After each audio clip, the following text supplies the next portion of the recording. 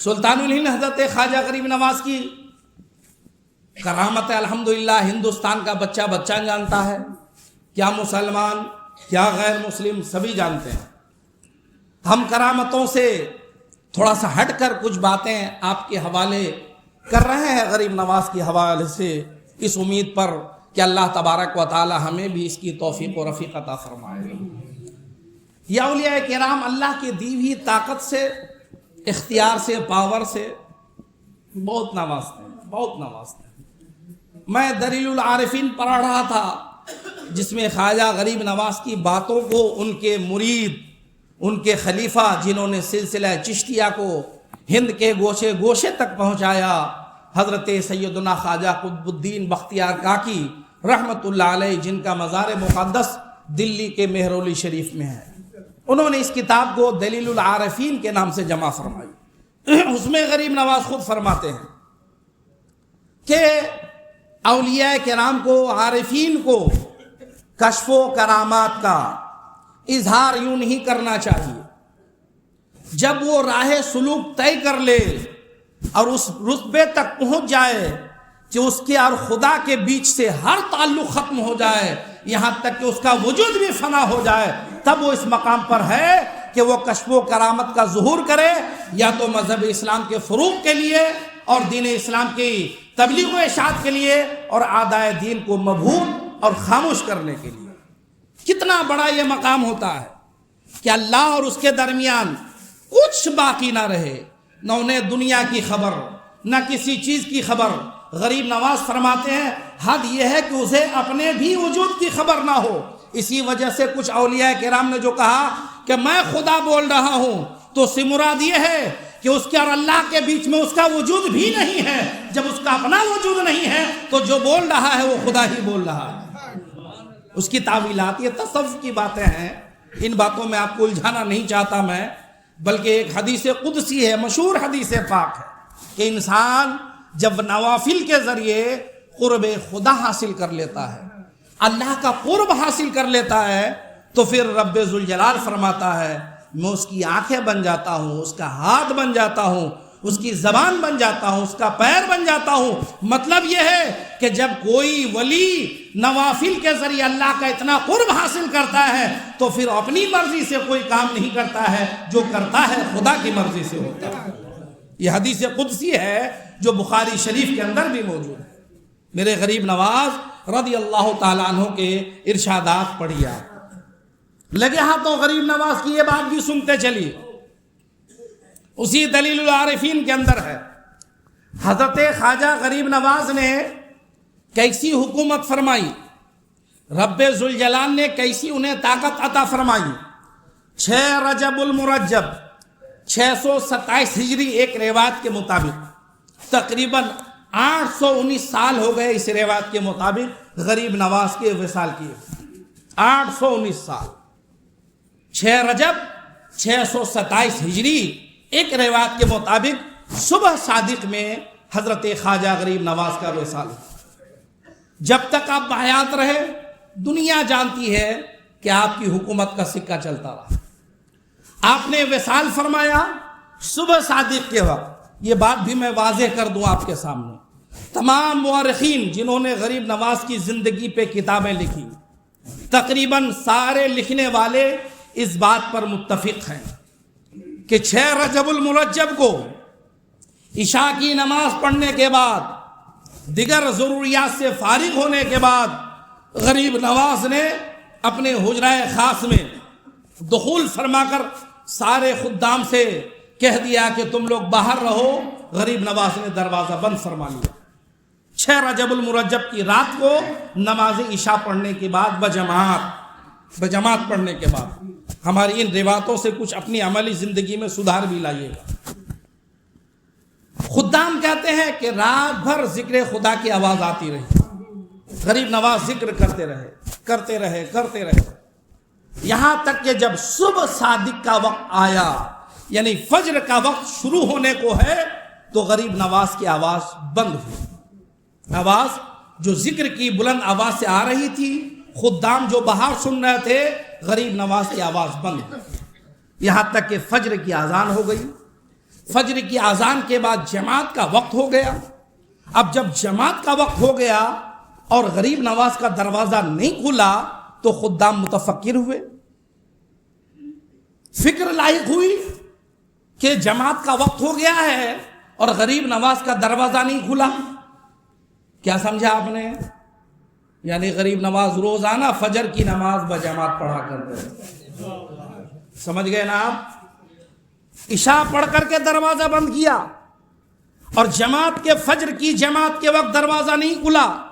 خدام متفکر کہ ہر وقت روزانہ کبھی ایسا ہوا ہی نہیں کہ فجر کے وقت غریب نواز کا دروازہ نہ کھلا ہو.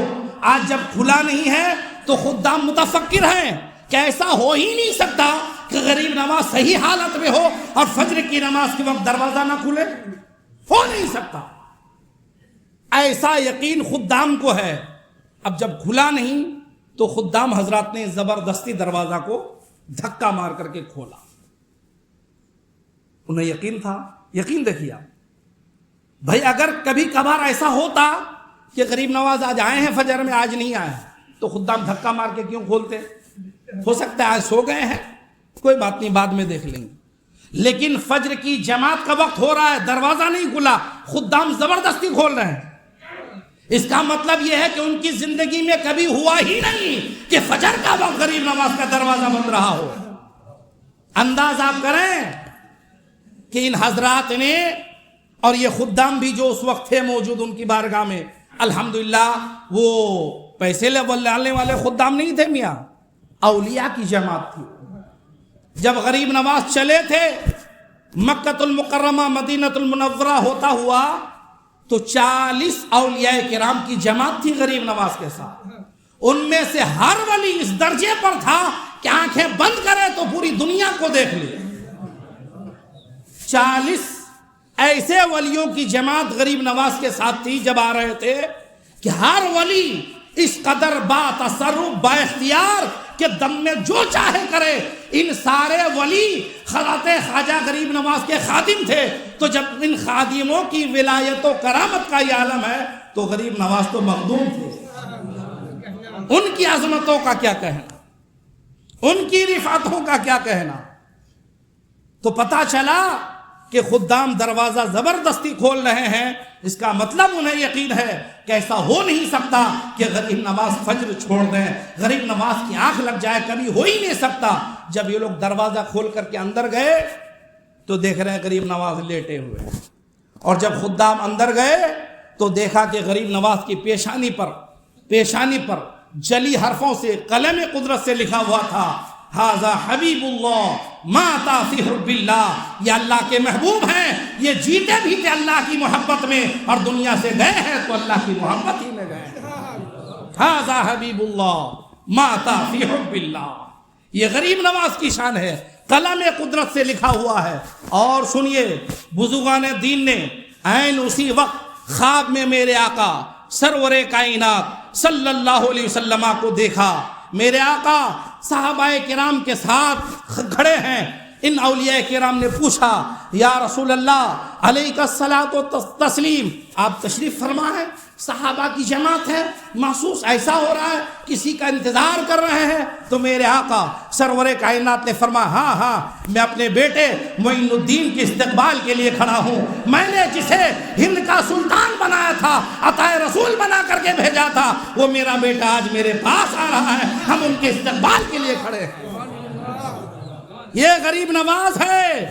وصال ہوتا ہے تو قلم قدرت سے پیشانی پہ لکھا ہوتا ہے، وصال ہوتا ہے تو رحمت للعالمین مصطفیٰ ان کا استقبال کرتے نظر آتے ہیں. ایسے ولی حضرت خواجہ غریب نواز.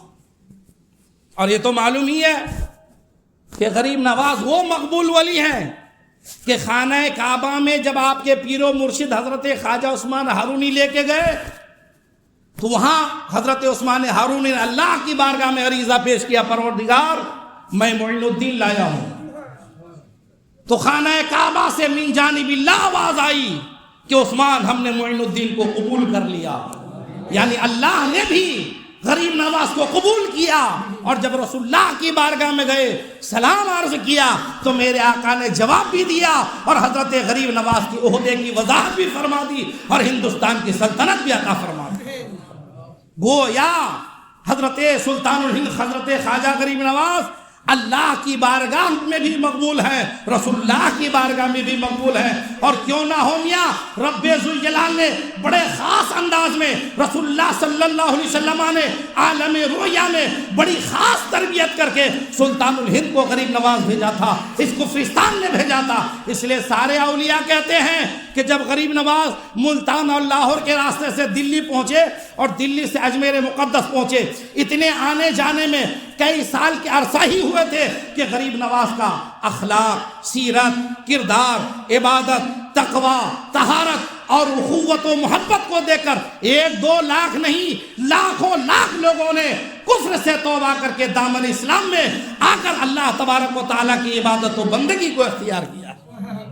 اور غریب نواز جاتے جاتے مورخین نے لکھا کہ 90 لاکھ لوگوں نے کلمہ کو پڑھا اور اسلام قبول کیا، اور آج بھی رجسٹر ہے اجمیر شریف میں، جا کر کے دیکھ لیجئے، تیار ہے۔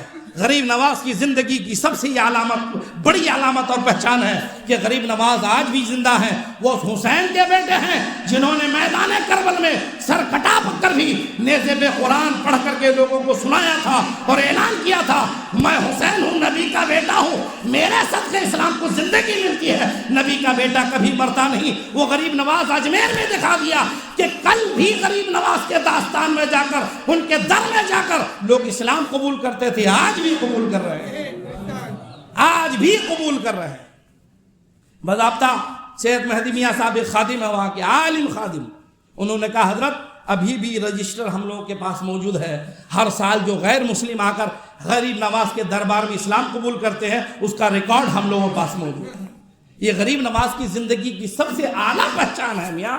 مردوں سے کون سیکھتا ہے، مردوں سے کون اسلام قبول کرتا ہے؟ آج تک آپ نے دیکھا ہے کسی مردہ نے کسی سے بات کیا ہو، کسی مردہ نے تبلیغ کیا ہو، کسی مردہ نے کسی کے دل کی کیفیت بدل دی ہو؟ لیکن غریب نواز دیتے بھی ہیں، دلی کیفیت بدلتے بھی ہیں، سنتے بھی ہیں، جواب بھی دیتے ہیں، اسلام کی تبلیغ بھی کر رہے ہیں۔ پتہ چلا یہ مردوں کی شان نہیں، یہ زندوں کی شان ہوا۔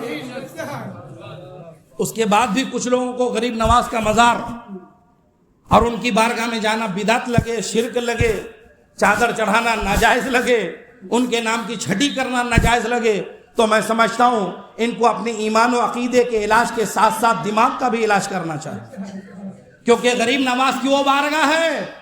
ایسا نہیں ہے کہ ہم سنی لوگ عقیدت میں کہہ رہے ہیں، ارے غریب نواز کی بارگاہ وہ ہے جہاں سنی بھی جا رہا ہے، شیعہ بھی جا رہا ہے، ہندو بھی جا رہا ہے، اور یہودی بھی جا رہا ہے، کرسچن بھی جا رہا ہے۔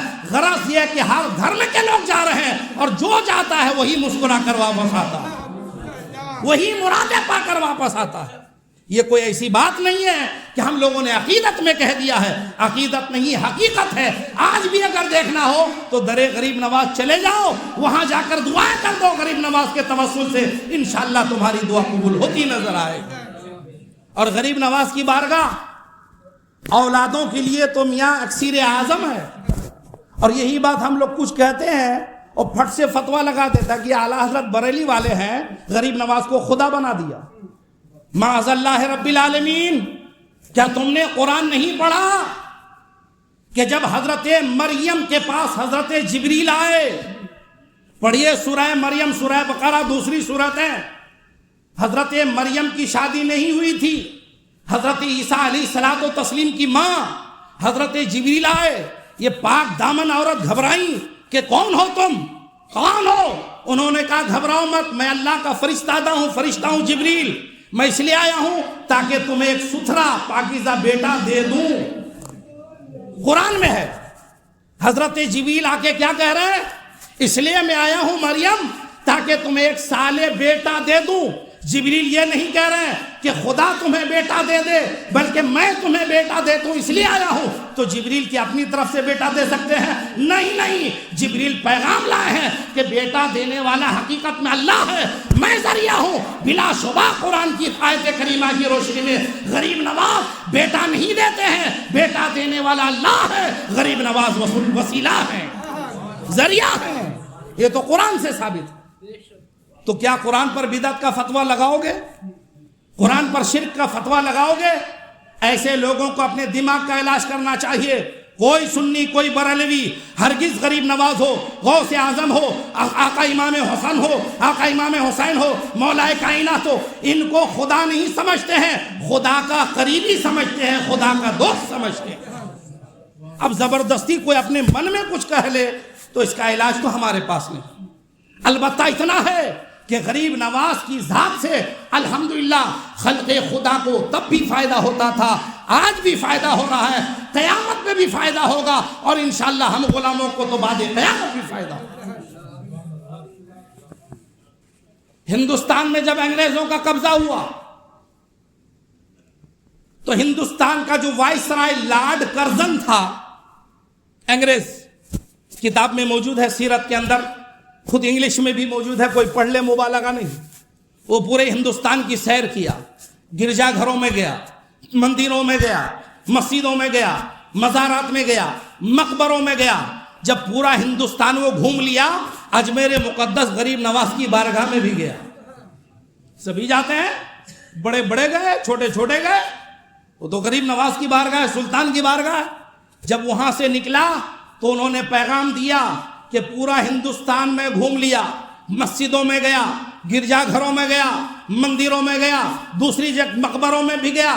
میں نے پورا ہندوستان میں گھوم کر کے یہ فیصلہ کیا کہ میں نے ہندوستان پر ایک قبر کو حکومت کرتے ہوئے دیکھا ہے. پورے ہندوستان پر ایک قبر کو حکومت کرتے دیکھا ہے، کیونکہ مسجد گیا مسلمان نظر آئے، مندر گیا ہندو نظر آیا، گرجا وغیرہ میں گیا کہیں کرسچن ہے، کہیں یہودی ہے، کہیں نصارہ ہے، کہیں سکھ ہے، مگر غریب نواز کی ایک بارگاہ ہے، وہاں مسلمان بھی نظر آ رہا ہے، ہندو بھی نظر آ رہا ہے، سکھ بھی نظر آ رہا ہے، یہودی بھی نظر آ رہا ہے، عیسائی بھی نظر آ رہا ہے، شیعہ بھی نظر آ رہا ہے. اس نے فیصلہ کیا کہ یہی وہ قبر ہے جو قبر میں رہ کر پورے ہندوستان کے لوگوں کے دلوں پر حکومت کر رہا ہے.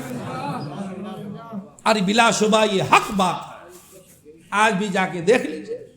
اور اس کے بعد بھی کچھ لوگوں کی بری نظریں لگی ہوئی ہے تو ان کی نظریں تو پھوٹیں گی ہی، نسلیں تباہ ہو جائیں گی. یہ غریب نواز ہے، ان کے سامنے کسی نے بھی آنکھ اٹھانے کی جرات کی ہے تو غریب نواز نے صبر سے کام لیا ہے، مگر اللہ کو پسند نہیں آیا ہے، اللہ کو نہیں بھایا ہے. اس لیے وہ کام کرو ہی مت جو اللہ کو پسند نہ ہو. حقیقت یہی ہے کہ غریب نواز کے صدقے میں ہمیں سب سے بڑی دولت ایمان کی دولت ملی. کون احسان فراموش ہوگا یار؟ عزت اللہ نے ہمیں اسلام کے ذریعے عطا فرمائی. آج پاکیزہ گھر میں آ کر ہماری پیشانیاں خدا کی بارگاہ میں جھک رہی ہیں، پاک صاف ہیں، نئے کپڑے ہیں، اچھے کپڑے ہیں، عطر لگا کر کے آئے ہیں، سج دھج کر آئے ہیں، پاک صاف ہو کر آئے ہیں، باوضو ہو کر آئے ہیں. خدا کی بارگاہ میں اگر ایسی ستھری جگہ کسی نے عطا فرمائی ہے تو بلا شبہ یہ صدقہ میرے غریب نواز کا ہے. ورنہ لوگ کہاں کہاں نہیں جھک رہے ہیں، کہاں کہاں نہیں جا رہے ہیں، مگر غریب نواز نے ہمیں ایک خدا کی بارگاہ میں جھکا دیا. تو اس سے بڑا ہمارا محسن اور کون ہو سکتا ہے؟ اگر ایسے لوگوں کی شان میں بھی اگر کوئی گستاخیاں کرے، ادھر ادھر کی باتیں کرے تو انہیں اپنا علاج کرنا چاہیے. میں آپ سے کہہ رہا ہوں سنیو، غریب نواز سے اپنی عقیدت و محبت کا رشتہ مضبوط رکھو. انشاءاللہ غریب نواز سے ہمارا رشتہ ارے یہاں بھی کام آئے گا، وہاں بھی کام آئے گا. غریب نواز حسینی حسنی سیدہ، باپ کی طرف سے امام حسین تک، ماں کی طرف سے امام حسن تک غریب نواز. تو میں عرض کر رہا تھا کہ غریب نواز کے وصال کا، انتقال کا اصل وقت صبح صادق کا وقت. کون سا وقت ہے؟ صبح صادق کا. تو کل شریف کا حقیقت میں وقت وہی صبح صادق ہی ہے، لیکن بھلا مسلمانوں سے یہ ہو سکے گا؟ یہ فجر میں اٹھ جائیں تو اب تک کہاں سے کہاں پہنچ گئے ہوتے. اس لیے کل آپ فجر چھوڑ کر کے کہیں دوسری جگہ ہو گیا. بلکہ اجمیر شریف میں بھی کل وہ لوگ صبح صادق کے وقت نہیں کرتے ہیں، جبکہ ہر مزار شریف کے کل شریف کا وقت وہی ہوتا ہے جس میں جس گھڑی ان کا انتقال ہوتا ہے، وصال ہوتا ہے. غریب نواز کا وصال تو صبح صادق ہے. میں تو خداموں سے کہوں گا کہ وہی وقت رکھو، کم سے کم یہ لاکھوں لوگ اٹھ کر فجر کی نماز تو پڑھ لیں گے. خیر انشاءاللہ غریب نواز بلاتے ہیں، آپ سب کہتے ہیں جاتے ہیں، انشاءاللہ ہم بھی جا رہے ہیں، لیکن ہم کل تو اسی وقت منائیں گے. جو وقت وصال ہے انشاءاللہ تعالی. تو 6 رجب المرجب 627 ہجری میں غریب نواز کا صبح صادق کے وقت اس عالم میں وصال ہوا کہ رب ذوالجلال بھی ان سے راضی تھا, رسول کائنات صلی اللہ علیہ وسلم بھی ان سے راضی تھے. آج رجب المرجب کی 2 تاریخ, کتنی؟ 2. آنے والا پیر 5 تاریخ, پیر کی شام سے مغرب کے بعد سے 6 تاریخ شروع ہو جائے گی, اور جو منگل کا دن ہوگا وہ 6 شریف کا دن ہوگا میرے غریب نواز کا. جو لوگ جا رہے ہیں وہ مبارکباد کے مستحق ہیں, اور جو یہاں رہ رہے ہیں ان کی ذمہ داری ہے کہ اپنے محسن کو نہ بھولیے, اپنے محسن کو بھولیے مت. کم سے کم اس دن سج دھج کر کے رہیے, نمازوں کی پابندی کیجیے, قرآن کی تلاوت کیجیے, اور فجر میں اٹھ کر کے ہو سکے تو تھوڑی سی غریب نواز کے نام پہ فاتحہ کر لیجئے. ارے میاں, غریب نواز تو بخشے بخشائے ہیں, اگر ان کی بارگاہ میں ہم ثواب بھیج دیں گے, غریب نواز کہیں گے اچھا مجھے بھیجا ہے تو پھر میں تمہیں کیوں چھوڑوں, تو غریب نواز راضی ہو جائے گا. ہوتا ہے نا, چھوٹے لوگ جب کچھ بڑے لوگوں کو تحفہ پیش کرتے ہیں تو بھائی ہمارے چھوٹے لوگوں کے تحفہ سے بڑے لوگوں کا تو کچھ آنا جانا نہیں, مگر وہ خوش ہوتے ہیں تو پھر بڑے تحفہ سے ہمیں نواز دیتے ہیں. یہی شان میرے غریب نواز کی ہے کہ ہم چھوٹے لوگ, ہم غلام لوگ تھوڑے تھوڑے تحفہ پیش کریں تو غریب نواز زیادہ سے زیادہ نواز دیں گے. میاں غریب نواز کی شان ہے کہ ان کے در سے کبھی کوئی واپس آیا ہی نہیں ہے. خود غریب نواز فرماتے ہیں دلیل العارفین کے اندر کہ فقیر اسے کہتے ہیں, یہ بھیک منگا فقیر مت سمجھیے گا بھائی, بھیک منگا فقیر مت سمجھیے گا. فقیر وہ اعلیٰ کوالٹی ہے کہ اللہ اور ان کے درمیان کوئی پردہ نہیں ہے, اسے فقیر کہتے ہیں. غریب نواز خود فرماتے ہیں فقیر سچا وہ ہے کہ ان کی بارگاہ سے کوئی واپس ہی نہ جائے, کھانے کی ضرورت پڑے کھانا دے, کپڑے کی ضرورت پڑے کپڑا دے, مدد کی ضرورت پڑے مدد کرے, اور بلا شبہ یہ میرے غریب نواز کی شان ہے. بہت ساری باتیں مختصر وقت میں اتنی کی نہیں جا سکتی کہ غریب نواز کو اللہ تبارک و تعالیٰ نے کیا کیا شان عطا فرمائی ہے. اسی دلیل العارفین میں غریب نواز فرماتے ہیں کہ اللہ تبارک و تعالیٰ کا قرب بغیر نماز کے بندوں کو حاصل ہو ہی نہیں سکتا, کیونکہ نبی نے فرمایا الصلاۃ معراج المومنین, نماز مومنین کی معراج ہے. پھر آگے غریب نواز فرماتے ہیں بندے کو اللہ سے وابستہ اور پیوستہ رہنے کے لیے نماز ہی تو ایک وسیلہ ہے کہ بندہ اپنے راز کی بات خدا کی بارگاہ میں کہہ سکتا ہے. غریب نواز وضاحت فرماتے ہیں کہ انسان جب کسی کو راز کی بات بتاتا ہے تو یا تو کان قریب کر کے بتاتا ہے یا اس سے قریب ہو کر کے بتاتا ہے, تنہائی میں بتاتا ہے, تب راز کی بات انسان کسی کے سامنے کرتا ہے. غریب نواز فرماتے ہیں ہم تو بندے ہیں, ہمیں تو خدا سے راز کی بہت ساری باتیں کرنا ہے, نیاز کی بہت ساری باتیں کرنا ہے, تو کریں تو کب کریں. تو غریب نواز فرماتے ہیں نماز وہ عبادت ہے کہ بندہ اللہ کی بارگاہ میں اپنے راز و نیاز کی باتیں کر سکتا ہے, کیونکہ نبی نے فرمایا ہے کہ بندہ جب نماز میں ہوتا ہے وہ اللہ کے سب سے زیادہ قریب ہوتا ہے. یہ غریب نواز فرماتے ہیں, میرے غریب نواز فرماتے ہیں. اور حدیث پاک بھی ہے, اللہ کے نبی نے فرمایا انسان جب نماز میں ہوتا ہے وہ یا اللہ سے مناجات کر رہا ہوتا ہے, اللہ سے راز و نیاز کی باتیں کر رہا ہوتا ہے. تو اے غریب نواز کے دیوانوں, اپنا پیغام اگر خدا تک پہنچانا ہے, خدا کے قریب جانا ہے, خدا تک راز کی باتیں کہنا ہے, تو آ جاؤ مسجد میں نماز پڑھ لو, خدا تک تمہاری بات پہنچ جائے, خدا تک پہنچ جائے گی. یہی پیغام میرے غریب نواز دیتے رہے, زندگی بھر خود نماز پڑھتے رہے, لوگوں کو نماز کی دعوت دیتے رہے. تو میں یہی کہوں گا جانے والوں سے بھی رہنے والوں سے بھی کہ غریب نواز کو خوش کرنے کا, راضی کرنے کا ایک طریقہ یہ بھی ہے کہ نماز کی پابندی کی جائے, قرآن مقدس کی تلاوت کی جائے. پروردگار عالم پورے ہندوستان کو, پورے عالم کو فیضان غریب نواز سے خوب مالا مال فرمائے, اور امن و عافیت کے ساتھ بری نگاہ والوں کی بری نگاہ سے عرص غریب نواز کو اللہ محفوظ و مامون رکھے. جو جائیں اللہ ان کی بھی دعائیں قبول کرے, جو یہاں رہیں غریب نواز کے صدقے اللہ تعالیٰ ان کی بھی دعائیں قبول فرمائے.